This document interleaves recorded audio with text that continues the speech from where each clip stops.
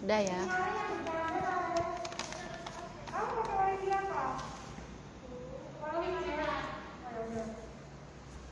Sudah, Mbak.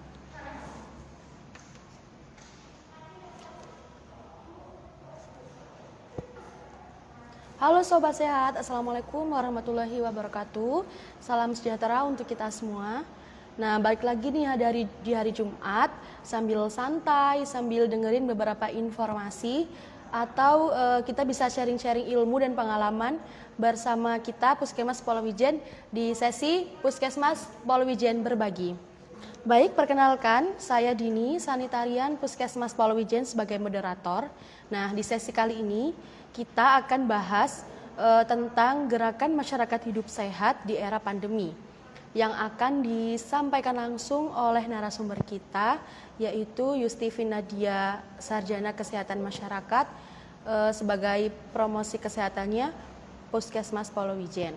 Nah, pada sesi ini nanti narasumber akan berbagi informasi, akan sharing-sharing ilmu, nanti kita bisa tanya-tanya langsung dan narasumber akan menjawabnya. Oke, kita akan langsung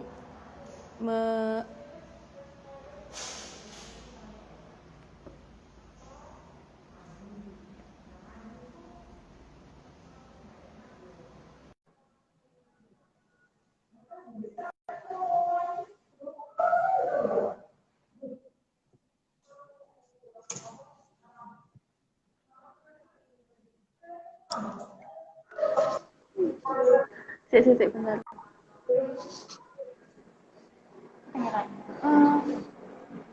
Selamat pagi. Selamat pagi Mbak Dini, sebentar ya, masih ada Iya, trouble. siap.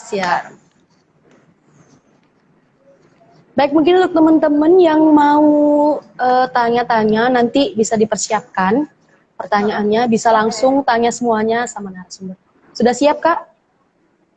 Sudah siap. Sebelumnya saya mau menyapa dulu Sobat Sehat pada pagi hari ini. Oke. Mbak Dini bisa ikutin saya nggak? Bisa.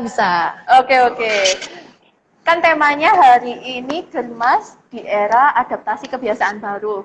Nah, Germas tuh ada ininya Mbak, yel-yelnya lah istilahnya. Jadi kalau saya bilang Germas, oke ya, Mbak Dini ikut ya. Sehat, bugar, produktif, ceria. Oke? Oke, Sobat Sehat yang gabung pada hari ini, ikutin gerakan kita ya. Salam Germas, sehat, bugar, produktif, ceria. Sekali lagi Kak, mungkin Kak tadi belum kompak. Oke, sekali lagi ya. Salam Germas, sehat, kuat, bugar, produktif, ceria. Oke, sudah Kak, siap? Siap. Sudah, yuk perkenalkan diri dulu. Oh iya. Baik, selamat pagi Sobat Sehat semuanya. Bergabung lagi di live IG Puskesmas Polowijen ya. Kali ini bersama saya, Yustifi Nadia Nugrahani. Saya Promkes di Puskesmas Polowijen. Sapaan akrab saya sih dipanggil Nadia aja. Jadi nanti kalau misalnya Sobat Sehat mungkin ketemu atau gimana, sapa aja dengan nama Nadia. Nah, pada pagi hari ini kemarin temanya adalah Germas di era adaptasi kebiasaan baru. Nah, mungkin sahabat sehat tuh pada tanya-tanya, apa sih Germas itu? Ada yang mungkin udah pernah dengar, ada juga yang mungkin belum pernah dengar sama sekali kayaknya. Nah, Germas itu adalah gerakan masyarakat hidup sehat. Mungkin para sobat sehat itu udah melakukannya kegiatannya itu setiap hari tanpa disadari. Mungkin itu dengan baik atau mungkin hanya biasa saja. Tapi agar sobat sehat dapat melakukannya secara lebih baik lagi, apa itu Germas? Saya akan menjelaskan beberapa poinnya. Jadi Germas itu ada 7 pilar utamanya. 7 pilar utamanya itu mungkin juga mudah dilakukan, nggak butuh biaya banyak. Nah, tapi sebelum saya menjelaskan satu persatu poinnya, saya mau menjelaskan dulu apa manfaat dan tujuan kita melakukan Germas. Untuk yang pertama, Nah, ini fungsinya adalah supaya kita, para penonton semua, sobat sehat semua yang ada di rumah, itu bisa menjadi keluarga yang sehat. Nah, sehat di sini gimana? Sehat secara fisik, maupun sehat secara psikis ya. Karena sekarang di era pandemi ini kita rawan stres kalau nggak salah. Katanya banyak orang yang pusing seperti itu. Kemudian banyak pikiran, dengar berita sedikit kita jadi mudah panik seperti itu. Kemudian yang kedua nih, produktivitas kita meningkat. Meskipun di masa pandemi ini memang banyak keadaan yang memaksakan kita untuk mungkin ada yang di PHK, ada yang mungkin diberhentikan pekerjaannya, tetapi kita tetap memiliki semangat, kemudian tetap memiliki ide-ide yang membuat produktivitas kita semakin meningkat. Nah, yang kedua, lingkungan kita bersih. Mungkin biasanya sobat sehat lingkungannya itu udah bersih. Lingkungan tempat tinggal, lingkungan kantornya, kemudian lingkungan di sekitar tempat tinggal juga. Tapi karena di era pandemi ini kita harus lebih ekstra lingkungannya nih biar bersih seperti itu. Nah, kemudian ini yang paling masuk banget. Biaya untuk kebutuhan lain. Jadi kalau sakit kita pasti rugi. Enakan mana? Uang yang biasanya untuk mungkin kita bisa refreshing atau kita mungkin bisa menggunakan uang itu untuk kebutuhan lain daripada untuk mengobati. Maksudnya seperti itu. Oke, langsung aja. Saya mau menjelaskan pilar Birmas yang pertama. Pilar Birmas yang pertama yaitu melakukan aktivitas fisik. Mungkin para sobat sehat tanpa terasa sudah setiap hari melakukan aktivitas fisik. Seperti mengepel untuk ibu rumah tangga, mencuci baju, kemudian habis gitu menyapu, kemudian untuk bapak-bapak yang ada di luar juga bekerja. Tetapi ingat, itu semua bukan aktivitas fisik yang dikategorikan untuk olahraga. Jadi aktivitas fisik itu bisa kita lakukan minimal setiap harinya itu 30 menit ya, sobat sehat. Nah, 30 menit itu bisa ngapain aja? Bisa jalan cepat, itu untuk orang tua biasanya tuh jalan cepat karena memang fisiknya sudah tidak memungkinkan untuk kita berlari seperti itu. Nah, kemudian mungkin ini apa ya Mbak Dini ya? Sepeda ya, bersepeda ya. Ya, sekarang Di ini era kan pandemi ini. viral gitu ya, Kak ya, bersepeda. Semua orang pasti Nah, bersepeda ini juga mungkin biasanya akhirnya kan masa sepedaan sendirian sih, pasti ngajak temennya dong. Kemudian betul. ada juga isu nih Mbak Dini, kalau bersepeda kan ngos-ngosan, terus pakai masker. Gimana kalau misalnya nanti kita niatnya baik bersepeda, berolahraga, melakukan aktivitas fisik, tetapi dampaknya malah seperti membuat kita kelelahan seperti itu ya. Nah, makanya dari itu kita tetap memang melakukan aktivitas fisik, tetapi juga harus punya ilmunya. Bersepeda boleh, kemudian mungkin bersama teman-teman juga boleh. Tetap jaga jarak, itu yang pertama. Yang kedua, maskernya. Kalau maskernya itu biasanya yang paling baik untuk masyarakat umum masker kain dengan lapis 3 seperti itu. Tetapi kita ketika melakukan aktivitas fisik seperti bersepeda bisa menggunakan masker yang lebih tipis agar kita tidak, istilahnya apa ya kalau orang Jawa bilang tuh besesak, bilangnya kayak gitu Mbak Dini. Biasanya ongkep seperti itu. Jadi bisa kita modifikasi dengan menggunakan masker yang lapisannya cuma satu lapis. Iya, benar seperti itu. Nah, kemudian yang kedua, Birmas yang kedua yaitu mengkonsumsi sayur dan buah. Nah, mengkonsumsi sayur dan buah itu memang sebetulnya sudah ada di gizi seimbang. Mungkin nanti lain kali untuk lebih jelasnya bisa dijelaskan oleh Mbak Ismi ya, sama ahli gizi Puskesmas Polowijen. Tapi untuk sekarang saya akan menggambarkan secara umum aja. Sebenarnya mengkonsumsi sayur dan buah itu baiknya yang beraneka ragam. Kalau sebetulnya ada, itu sesuai isi piringku tuh setiap harinya itu cukup. Jadi kita makan sesuai isi piringku. Nanti Isi kapan-kapan piringku. next time akan saya bawain gimana gambar isi piringku biar makanan Siap. kita tuh beraneka ragam. Nah, apalagi sekarang di era pandemi. Nah, di era pandemi itu gimana? Berarti kita kan harus meningkatkan imunitas tubuh kita secara otomatis. Nah, konsumsi sayur dan buah ini memang penting, tapi mungkin plus karena sekarang eranya juga plus-plus. Nah, bisa ditambah vitamin seperti itu. Mungkin kebanyakan yang dengar atau yang ada di masyarakat umum tuh mengkonsumsi vitamin C seperti itu ya. Nah, kemudian yang ketiga buat mas-mas, buat apa ya, teman-teman aku yang ada di luar, yang bapak-bapak juga mungkin titip pesan untuk memang tidak merokok. Memang agak susah ya tidak merokok itu Iya, karena betul. katanya tidak kalau merokok itu ada sensasinya sendiri gitu bilangnya. Sampai udah nggak tahu sih ya karena di situ katanya ada membuat ketenangan seperti itu. Tapi efeknya itu juga lebih yang mudorotnya katanya. Efek sampingnya yang negatif itu lebih banyak.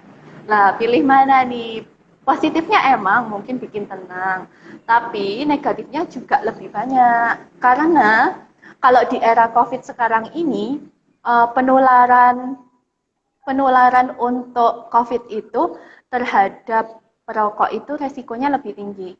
Karena secara otomatis si perokok ini kan memegang rokoknya seperti ini, kemudian memasukkan ke dalam mulut.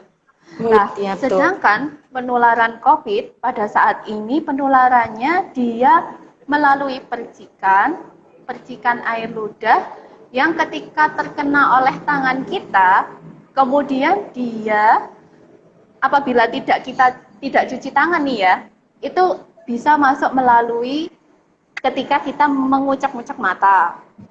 Nah, kemudian yang kedua apabila kita memegang hidung.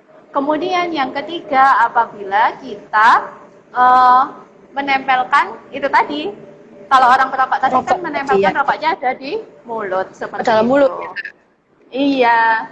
Jadi makanya kenapa ya minimal dikurangilah untuk pelan-pelan. Ya, kurangin. Kalau kita berhenti, kurangin. Kalau berhenti nanti ngejelek kaget kayaknya. Tapi pelan-pelan kita mengurangi, bagus-bagus sampai bisa berhenti seperti itu. Betul, ya. Nah, kemudian yang keempat tidak mengkonsumsi minuman beralkohol. Kalau ini udah jelas ya Mbak Dini ya. Kalau minuman beralkohol itu memang sudah tidak diperbolehkan kalau dalam agama kita.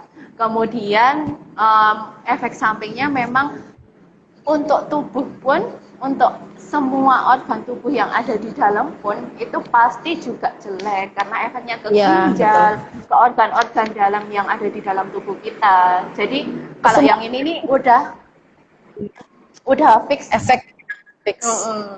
Fix nggak boleh dikonsumsi. Oke? Kemudian yang kelima, germas yang kelima, cek kesehatan secara rutin. Lah, mumpung nih saya bahas cek kesehatan secara rutin, mungkin kalau untuk kita yang berusia masih muda, masih usia produktif, usia yang sekitar 15 sampai 45 atau kurang dari 60 tahun, itu kita paling enggak mengecek kesehatan minimal 6 bulan sekali. 6 bulan. Ya, 6 bulan sekali. Tetapi untuk yang lansia atau untuk seseorang yang memiliki riwayat penyakit tertentu seperti diabetes, darah tinggi, kemudian kolesterol, yang lain-lain seperti itu. Nah, itu memang harus rutin setiap mungkin 1 bulan sekali atau sesuai anjuran dokter. Iya, itu harus rutin memeriksakan dirinya ke fasilitas kesehatan. Nah, biasanya yang untuk yang normal itu bisa memeriksakan kesehatannya 6 bulan sekali. Namun untuk yang orang-orang dengan riwayat penyakit tertentu, misalnya kayak diabetes, hipertensi itu rutin kita 1 bulan sekali. Seperti itu, Kak. Iya, Betul. benar banget Mbak Dini. Tetapi kayaknya sekarang yang di era pandemi itu banyak orang-orang yang takut ke fasilitas kesehatan, benar nggak ya? Ya, Kayaknya dengar-dengar rumornya kayak gitu. Sebenarnya ini bisa diakali ya Mbak Dini. Di fasilitas kesehatan pasti kami melaksanakan dan memberikan pelayanan dengan menggunakan alat pelindung diri. Jadi itu tujuannya untuk melindungi petugas kesehatan dan juga melindungi pasien yang datang ke fasilitas kesehatan. Tetapi, para pasien ini juga harus tetap mematuhi protokol kesehatan. Nggak boleh lupa ya Kak ya protokol kesehatan. Nggak boleh lupa itu. Bisa juga. Mungkin nanti bisa dijelaskan Kak protokol kesehatan itu ya mungkin nanti sobat-sobat sehat semuanya lupa. Nanti bisa di akhir. Sedikit. Ya betul. Terus biasanya karena sekarang zamannya udah juga bisa janjian secara online dulu atau melalui WhatsApp atau melalui nomor-nomor yang memang disediakan fasilitas kesehatan untuk dapat mudah dihubungi oleh pasiennya. Nah, seperti itu. Khususnya untuk orang tua mungkin ya. Jadi mungkin bisa orang tua, kemudian balita, seperti itu. Jadi mereka bisa berkonsultasi dulu, kemudian bikin temu janji, atau mungkin sesuai dengan fasilitas kesehatan masing-masing kebijakannya seperti apa. Seperti itu ya Mbak Dini ya. Nah, kemudian yang keenam nih, tadi sudah disebutkan yaitu menjaga kebersihan lingkungan. Menjaga kebersihan lingkungan. Kayaknya kebersihan lingkungan itu dijaga udah setiap hari ya. Mungkin disapu rumahnya, dipel rumahnya, kemudian habis gitu mungkin dengan selalu membersihkan taman di rumah, kemudian pokoknya membersihkan segala-segala yang ada di sekitar kita. Nah, tetapi karena sekarang di era pandemi nih ya, ini kayaknya yang lebih booming nih istilah desinfeksi, ya nggak sih Mbak Dini ya? Bener ya? Betul. Lah, disinfeksi ini apa? Disinfeksi ini kita kalau untuk di lingkungan rumah kita secara mudah mungkin bisa dengan membersihkan area-area yang sering kita sentuh. Dengan apa? Dengan alkohol bisa, kemudian dengan Baiklin bisa nggak sih Mbak Dini? Bisa kan ya? Tapi harus ada syarat-syarat tertentu ya. Ya, betul sekali. Iya. Nah, kalau misalnya susah nemukan alkohol, bisa pakai Baiklin yang diencerkan. Sebenarnya itu ada tata caranya di YouTube-nya Puskesmas Polowijen. Nanti kita bagi linknya ya Mbak Dini ya. Bisa kita datangkan narasumber yang khusus membahas desinfeksi ini. Oke, next time ya.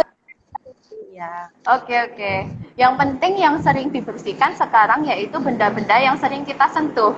Yaitu gagang pintu. Gagang pintu nih yang pertama. Karena kita sering kan gagang pintu itu disentuh oleh siapapun kan ya Mbak Dini ya. Iya, betul. Kemudian yang sering nempel dengan kita yaitu HP kita. HP kita ya Mbak. Waduh, ini sulit. Ini agak sulit ini. Kemudian kita bisa ini satu lagi, remote TV. Remote TV itu sering banget dipegang. Biar mungkin yang sering-sering di depan TV. Yang sering-sering nonton TV mungkin buat ibu-ibu ini ya. Mungkin meja, kursi, yang sering juga pokoknya intinya yang sering disentuh oleh banyak tangan seperti itu. Meskipun kita ada di rumah kita sendiri, kan kita juga beraktivitas dari luar rumah. Kita nggak tahu kita dari luar bawa virus kah atau lupa cuci tangan kah, seperti itu. Jadi ikhtiarnya kita biar kita tidak tertular oleh virus yang namanya corona nih ya, yang katanya bentuk virusnya kayak mahkota tapi kok begitu membahayakan ya. Membahayakan. Jadi kita bisa melakukan itu semua seperti itu. Oke, lanjut yang ketujuh Mbak Dini, menggunakan jamban. Kayaknya pasti semua di rumahnya, di rumah bapak-bapak, ibu-ibu, ataupun Mbak, Mas, sama-sama sobat sehat semuanya, pasti di rumahnya sudah memiliki jamban. Nah, tetapi perlu diperhatikan lagi nih, kalau udah punya jamban, sudah rajin belum membersihkannya? Kemudian untuk septic tanknya udah rajin dicek apa belum? Kan maksimal 5 tahun sekali harus dikuras ya Mbak Dini ya kalau nggak salah ya. Lebih baiknya 3 tahun sih Kak, 3 tahun 3 tahun ya? Bisa mulai dilakukan pengurasan. Iya, berarti minimal 3 tahun sekali harus dikuras karena itu memang untuk menjaga biar jamban kita juga tetap sehat seperti itu ya.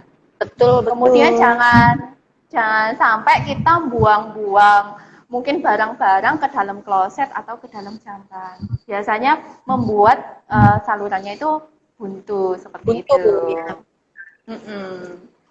Nah, kemudian ini yang paling spesial Mbak Dini. Nanti ada peragaan tentang cuci tangan seperti poster yang ada di belakang saya ini ya. Ya, kan seru 3M plusnya ya. 3M plusnya karena kita sedang berada di era adaptasi kebiasaan baru. 3M-nya apa Mbak Dini? Yuk kita sebutin satu-satu ya. Ayo. Yang pertama kita mungkin pakai masker. Seperti itu. Pakai masker. Mbak Dini maskernya mana? Oke, kita pakai masker. Untuk masyarakat umum, kita bisa gunakan masker kain seperti itu. Kain ya. Kalau untuk petugas kesehatan, kita ada level-levelnya tersendiri. Tetapi yang sering kita gunakan di lapangan adalah masker bedah seperti itu. Nah, tadi sudah dikatakan juga untuk masker minimal berapa ply atau berapa lapis seperti itu. 3 lapis karena dia menyaring debu, menyaring virus seperti itu. Nah, kemudian ini nih banyak yang ya udah pakai masker pakai aja gitu ya.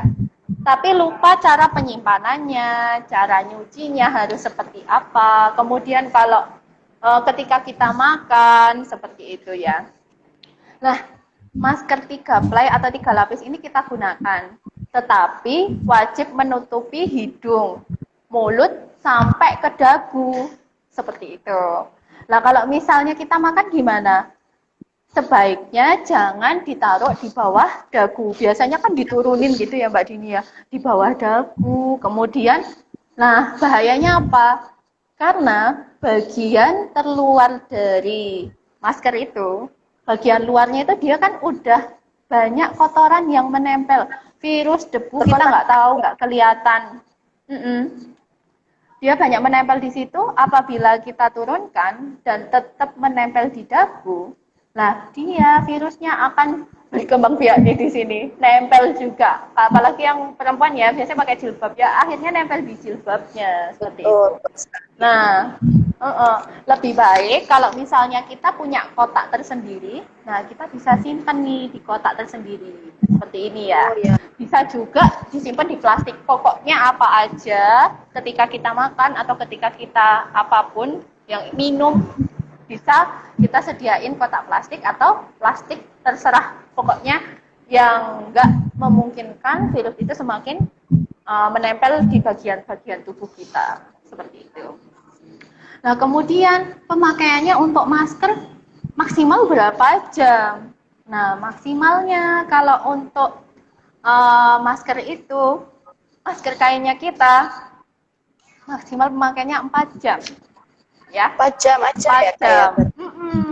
Jadi ketika kita ada di luar rumah atau ketika kita sedang bepergian, paling enggak kita sedia masker cadangan. Jadi kalau udah lebih dari 4 jam, kita bisa menggantinya dengan masker yang kita simpan. Seperti itu.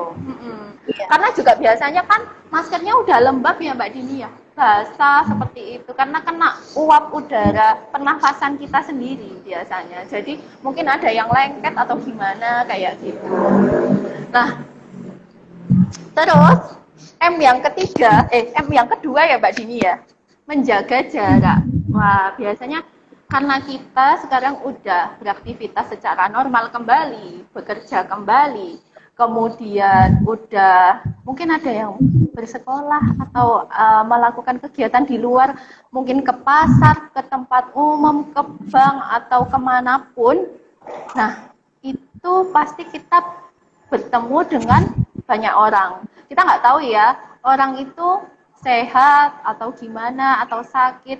Karena sekarang info-infonya kan orang positif COVID itu tidak bergejala. Iya, itu yang bikin kita harus waspada dan harus menjaga diri lebih ekstra, karena sekarang orang tidak bergejala pun bisa dinyatakan positif COVID. Jadi seperti itu. Lah, menjaga jarak itu minimal berapa sih? Kalau yang paling baik yaitu 1,5 sampai 2 meter, seperti itu. Nah, kemudian yang ketiga nih, nanti Mbak Dini ikutin kita ya. Nah, kenapa harus mencuci tangan? Ini saya mau praktek langsung aja, karena jadi saya mau menjelaskan, jadi cuci tangan itu sekarang wajibnya dilakukan sesering mungkin, kemudian menggunakan air mengalir dan air bersih. Ya. Nah, cuci tangan itu sendiri ada berapa langkah yang paling baik? Mungkin untuk masyarakat umum taunya ya pokok cuci tangan pakai sabun, ya. Terus habis itu dibilas. Tapi sebenarnya cuci tangan yang paling baik itu adalah 6 langkah. 6 langkah ya Kak ya? Iya, 6 langkah ya. Apa enggak ini kita langkahnya? Gimana Mbak Dini? Langkahnya boleh dikurangi. Harus 6 langkah. Nah itu, 6 langkah. Kalau mau dikurangi, ini nanti penjelasannya ada di sini. Kenapa kok harus 6 langkah? Kenapa nggak boleh dikurangi jadi 3 aja biar simple gitu ya? Nah ya, nggak bisa. 1 aja maunya. Oke. Nggak bisa Mbak Dini, nggak bisa ditawar. Ini saya mau mempraktekkan, karena biar para sobat sehat ini paham banget kenapa cuci tangan harus 6 langkah.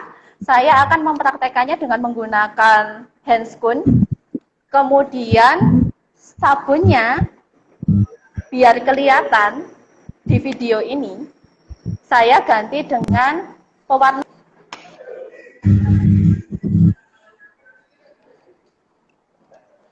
Saya ibaratkan pewarna makanan ini adalah sabun. Dan kenapa harus melakukan 6 langkah?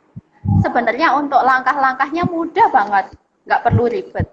Yang pertama, pasti kita akan menuangkan sabun ini ke telapak tangan kita. Oke. Nih ya Mbak Dini ya, kelihatan ya, itu diistilahkan dengan sabun. Biar para penonton kelihatan semua, jadi saya ganti dengan pewarna makanan. Untuk gerakan yang pertama, yaitu mengusap telapak tangan. Jadi secara otomatis telapak tangan kita sudah tersentuh oleh sabun. Kemudian yang kedua, punggung tangan kita yang kiri sama yang kanan, seperti itu ya. Oke. Kemudian yang ketiga, sela-sela jari kita.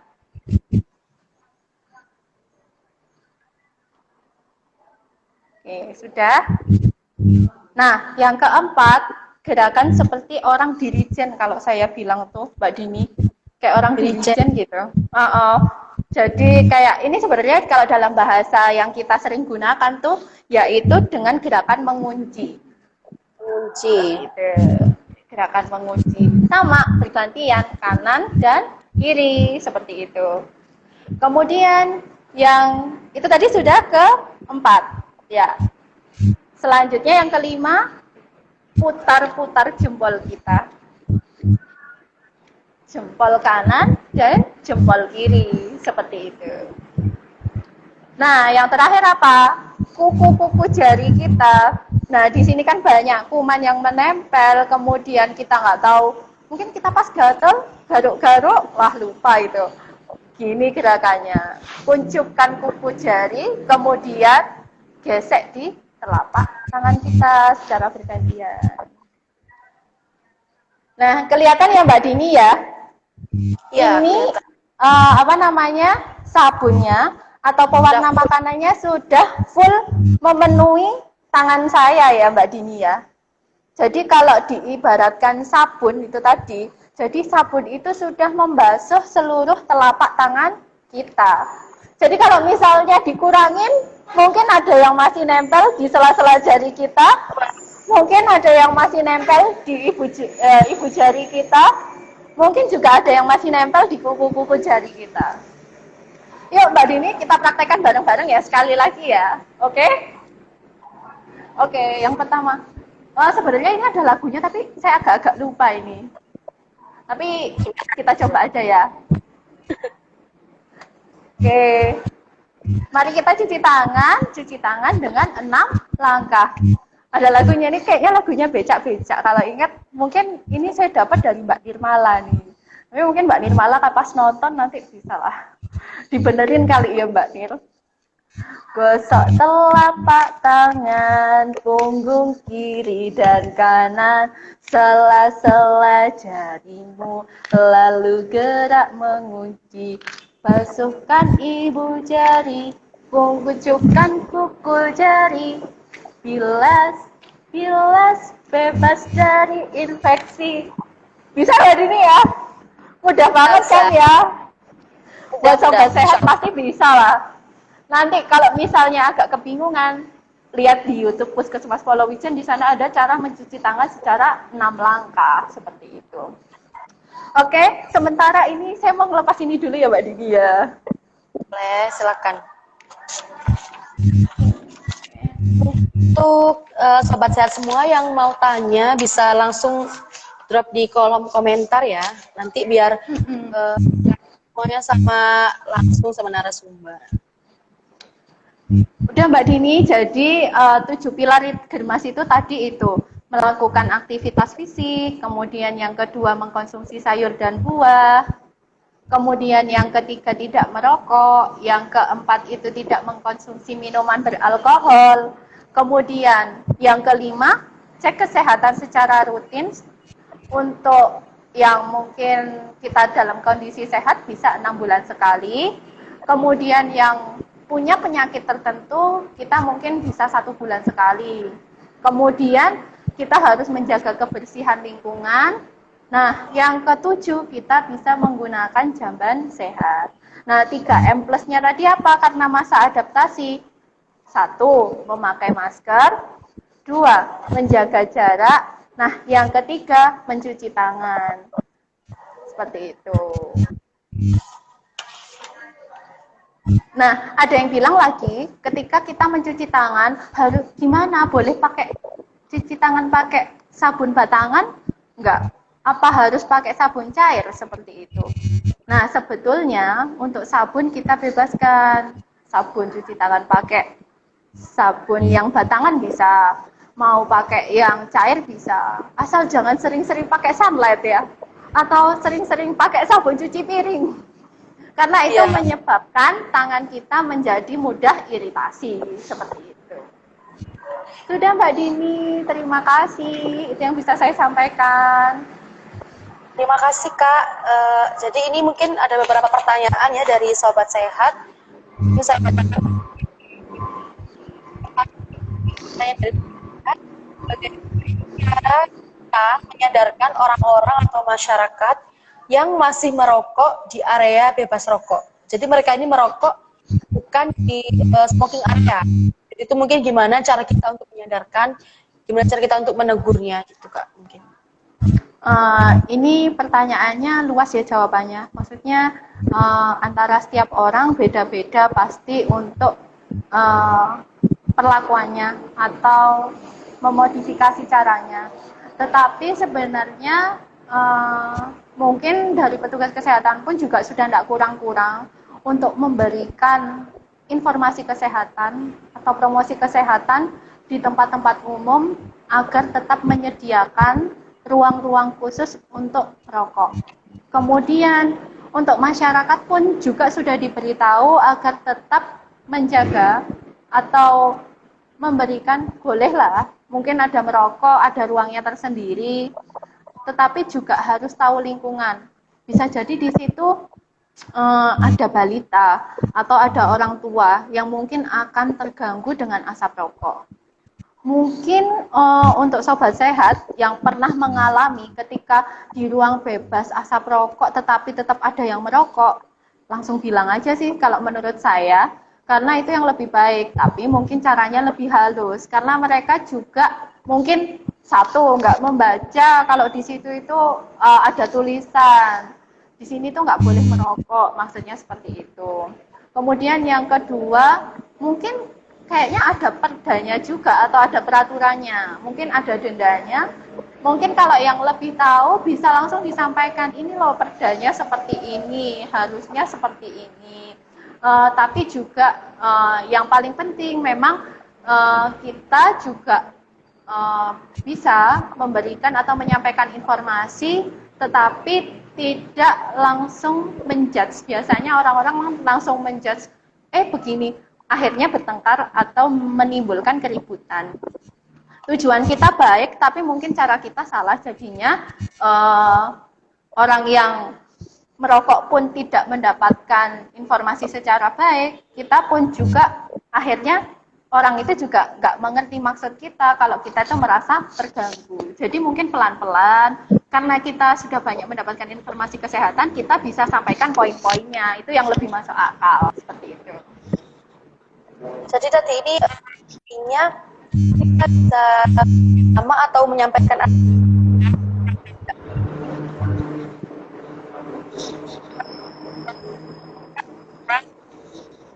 untuk merokok di area supaya orang-orang tidak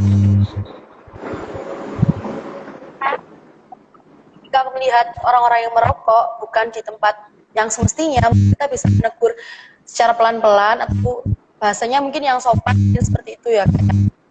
Orang yang kita tegur tidak merasa dijudge atau tidak merasa dihakimi, bisa mungkin bisa sadar atau bisa mengubah perilakunya seperti itu mungkin Kak ya, kurang lebih ya. Iya, kalau betul, untuk merokok mungkin jawabannya luas, bisa menyangkut siapapun mungkin seperti itu. Lanjut pertanyaan selanjutnya Kak. Itu ya. Iya, lanjut Mbak Dini. Dari sobat sehat selanjutnya, masker apa yang paling aman? Karena belakangan ini beredar bahwa masker scuba itu sudah tidak direkomendasikan untuk kita pakai. Mungkin Mbak Nadia bisa menjelaskan masker apa aja yang aman dan cocok untuk kita pakai. Iya, sekarang yang lagi beredar itu emang masker scuba ya, karena masker scuba itu nyaman, mudah dipakai karena langsung ngeplek gitu ya, terus habis itu nggak bikin ampek katanya, enak, plong gitu. Lah, ya kalau misalnya memang masker scuba itu masih ada, karena memang informasi kesehatan yang didapatkan oleh masyarakat umum itu juga belum sepenuhnya diterima dengan baik, sebenarnya yang paling aman itu masker itu yaitu masker kain, bukan masker scuba. Jadi masker scuba itu kan bahannya elastis, kemudian dia itu terbuat seperti dari bahan, bukan polyester ya, dia terbuat dari bahan seperti jersey kalau nggak salah, tapi mungkin yang kualitas apa saya kurang paham. Tapi dengan elastisnya masker scuba itu menjadikan pori-pori dari masker kita itu semakin melebar ketika nempel di wajah kita. Jadi dia nggak efektif sekali untuk menyaring virus, debu, kotoran yang ada di luar. Jadi keefektifan masker scuba itu berapa persen? Nah, itu kecil sekali Mbak Dini, ada paling enggak 2-5% aja. Nah, kemudian apa masker yang paling aman? Itu tadi sudah saya sampaikan, masker yang paling aman adalah masker yang 3 lapis. Jadi 3 lapis itu terdiri dari apa? Ini menurut WHO itu ya, masker 3 lapis itu bagian yang paling luar, yaitu diusahakan memang yang kedap oleh air, seperti itu. Kemudian bagian yang tengah atau yang kedua itu adalah kain tipis seperti tisu sih sebenarnya, tapi ada namanya saya lupa. Tapi itu seperti ada lapisan kayak tipis sekali. Itu fungsinya untuk menyaring virus debu yang masuk ke dalam pernafasan kita. Seperti itu. Nah, kemudian yang ketiga, yang bagian dalam, yang menempel dengan kulit kita, menempel dengan wajah kita, itu baiknya adalah yang berbahan katun, biar bisa menyerap keringat, kita juga nyaman pakainya, kemudian kita nggak merasa terganggu sama sekali, seperti itu. Oke, jadi ini pertanyaannya dari Sobat Sehat yang tentang masker. Jadi mungkin kenapa masker scuba itu tidak direkomendasikan? Karena masker scuba itu bahan plastis ya Kak ya. Jadi pori-pori mungkin kalau ada cipratan atau droplet dari luar tuh bisa mudah sekali dari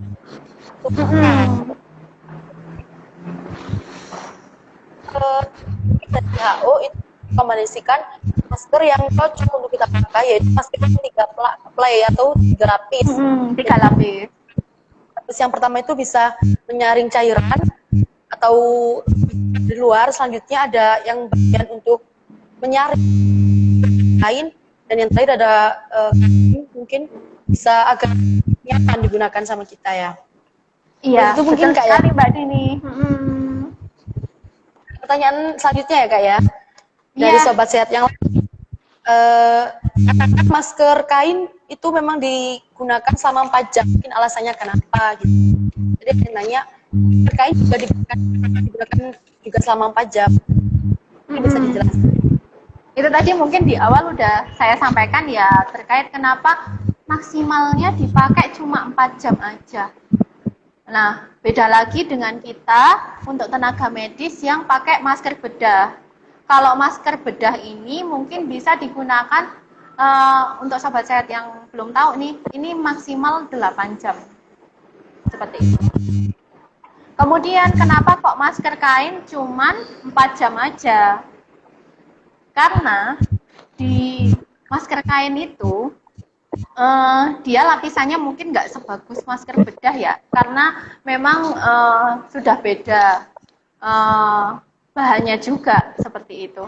Jadi kenapa kok hanya 4 jam? Itu yang pertama, virus debu itu mudah sekali menempel pada benda seperti kain kita, kain baju, jilbab, atau yang lainnya. Apalagi ini masker ya, dia pasti cepat sekali nempel dan mudah, kalau bilangnya apa ya Mbak Dini ya, mudah sekali ini juga, itu tadi kena uap udara pernafasan kita, karena udara pembuangan pernafasan kita kan CO2 ya. Nah, CO2 itu juga menempel di situ kan ya, di masker kita itu yang kita pakai, yang berbahan kain itu tadi. Jadi itu kan juga berbahaya kalau kita hirup lebih dari 4 jam, karena dia kan sifatnya seperti racun, CO2 itu. Jadi kalau kita hirup terus malah berbahaya, seperti itu yang pertama itu ya. Kemudian yang kedua, kalau misalnya pas kita ngomong pakai masker juga kan kita juga mungkin percikan air ludah kita bisa menempel di masker itu sendiri ya. Lah tergantung nih, biasanya kan kalau ngomong ke penek masker ya istilahnya ya apa ya, ke penek masker itu kan pasti cipratannya juga banyak menempel di masker kita. Jadi kita mengikuti aturannya yang paling baik memang 4 jam, karena alasannya itu tadi, yang pertama karena memang mudah sekali menempel debu-debu itu, kemudian yang kedua kita juga bisa menghirup sisa udara pernafasan kita CO2 secara terus-menerus, itu kan nggak baik karena mengandung racun. Yang ketiga, karena mungkin masker yang kain itu mudah basah, kena keringat atau kena ya kelembapan dari itu sendiri tadi waktu kita bernafas itu tadi. Jadi yang paling baik memang 4 jam. seperti itu. Wajar. Sini ada yang tanya Kak, kalau cara pakai masker, sirkulasi oksigennya itu gimana? Kak. Untuk sirkulasi oksigennya itu, kalau untuk sirkulasi oksigen itu sudah kenapa kok tadi harus 3 lapis, kemudian juga itu pasti sudah diperhitungkan oleh tim kesehatan dan juga tim WHO bahwa kita masih bisa untuk bernafas dengan baik, kemudian masih bisa melakukan aktivitas dengan menggunakan masker. Ya dengan menggunakan masker itu tetap kita masih bisa bernafas, melakukan aktivitas, itu masih bisa ditolerir oleh tubuh kita seperti itu. Dan ketiga lapis itu memang benar-benar rekomendasi WHO ya Kak ya. Jadi kenapa kita mesti bicara atau aktivitas menggunakan masker yang itu memang sudah oleh WHO ya. Bisa lagi kalau kita emang benar-benar ampok, masker kita itu bisa kita tarik sedikit, tapi bagian ujungnya aja, jangan bagian yang di tengah ya. Karena sama dengan kalau kita megang bagian tengahnya itu, kita menyentuh daerah yang kotor. Nah, kalau ngerasa pengap seperti itu, nggak kuat seperti itu, nah kita bisa menarik sedikit masker kita, tarik nafas panjang, kemudian gunakan lagi maskernya. Seperti itu.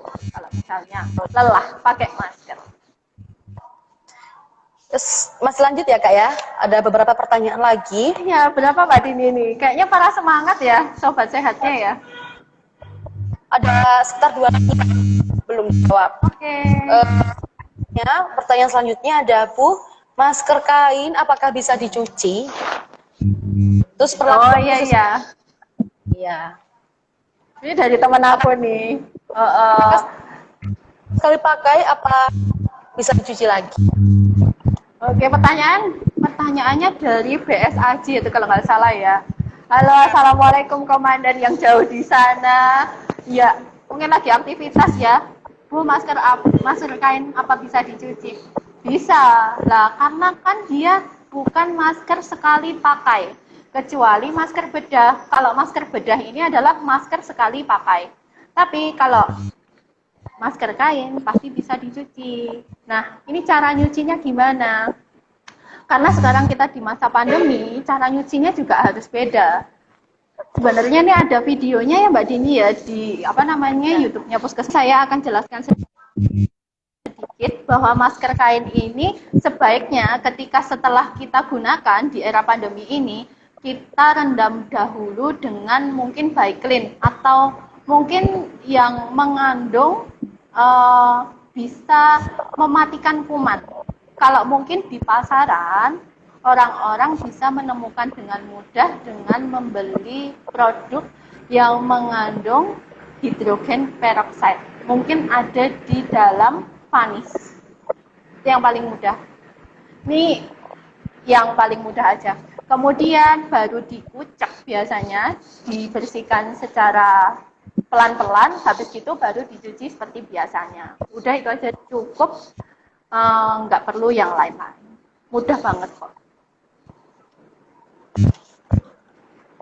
Sudah. Ya, jadi kesimpulannya masker kain itu bisa dicuci dan bisa digunakan ulang, asal sebelumnya kita ada perlakuan khusus nih, baju seperti biasanya karena pada era pandemi. Jadi kita juga harus memperhatikan masker yang kita gunakan. Takutnya ada sesuatu yang menempel itu yang biasa ya. Jadi harus dilakukan istilah deteksi gitu ya mungkin ya. Benar banget Mbak Didi.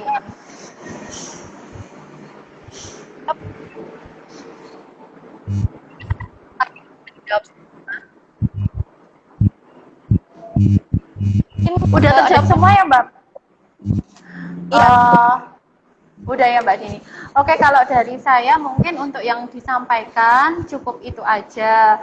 Mungkin yang paling penting yaitu kita menjaga kondisi tubuh kita. Jadi istilahnya kita melindungi diri kita sendiri tujuannya bukan hanya untuk melindungi diri kita, tetapi melindungi orang tua kita, melindungi orang-orang di sekitar kita, kemudian melindungi orang-orang yang berhadapan atau berkontak langsung dengan kita.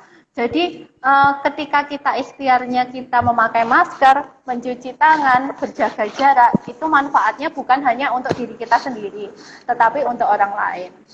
Nah, kemudian yang perlu saya garis bawahi, ini untuk mungkin sobat sehat yang ada di luar, saat ini mungkin merasa panik. Panik itu wajar, khawatir itu wajar terkait tentang adanya virus corona ini. Tetapi yang paling penting kita tetap bisa mengkondisikan kepanikan kita, kemudian kekhawatiran kita, bukan dengan menjadikan pikiran kita semakin stres. Kita bisa mengalihkan banyak kegiatan untuk biar pikiran kita tetap positif seperti itu ya. Jangan panik, nggak usah dipikir terlalu dalam. Nah, terkait kasus-kasus yang ada di luar, berita yang ada di televisi, atau berita yang ada di sekitar kita. Yang penting kita tetap menjaga diri seperti itu. Seperti yang sudah disampaikan oleh pemerintah dengan protokol-protokol kesehatan yang sudah disampaikan seperti itu. Nah, kemudian untuk pesan dari saya, mudah-mudahan dengan informasi yang saya sampaikan pada hari ini dapat bermanfaat. Dan istilahnya apa? Mungkin ketika kita dulu waktu baru-barunya corona, kita semangat banget ya pakai masker, cuci tangan, beli hand sanitizer, dan lain-lain. Tapi sekarang jadi maskernya cuma ditaruh sebagai hiasan, hand sanitizer-nya dibawa tapi nggak dipakai, iya. Kemudian cuci tangan ya udah cuci tangan. Yang berarti pesan saya yaitu istiqomah. Yang terakhir tuh, istiqomah, tetap melakukan memakai masker, mencuci tangan sesuai dengan yang sudah diberitahukan tadi. Jangan kasih kendor, intinya seperti itu. Tetap semangat, tetap jaga kesehatan, seperti itu aja. Udah Mbak Dini, itu aja. Terima kasih. Dan harus kita pasti dan sharing-sharing pengalaman, sharing ilmu. Semoga sobat sehat semua bisa menerapkan ya Kak ya. Yang paling penting menerapkan yang tadi sudah disampaikan oleh narasumber kita. Mungkin dari informasi tadi saya sudah merangkum nih beberapa informasi. Yang pertama, jangan lupa aktivitas fisik, kerjaan rumah tangga juga bisa, olahraga kecil-kecilan, mungkin selama 30 menit aja itu cukup. Selanjutnya konsumsi sayur dan buah yang paling penting. Dan bagi-bagi bapak ibu yang merokok, kurangi, meskipun tidak bisa berhenti total, tapi kurangi. Selanjutnya tidak minum minuman keras, minuman alkohol. Kita cek kesehatan bagi kalian yang tidak memiliki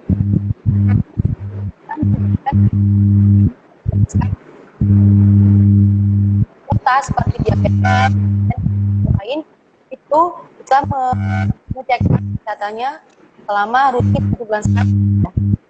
Selanjutnya jangan lupa menjaga kebersihan lingkungan, dan yang terakhir gunakan jaman sehat. Mungkin sudah Kak, itu aja. Salam terakhir aja Mbak Dini, kita bareng-bareng lagi ya, salam germas ya sebelum kita pisah. Oke, salam germas, sehat, bugar, produktif, ceria. Terima kasih. Iya, terima kasih juga Mbak Dini. Assalamualaikum. Terima kasih sobat sehat semua sudah setia sama Poluwijen Berbagi. Semoga ilmunya dapat kita terapkan ke yang lain.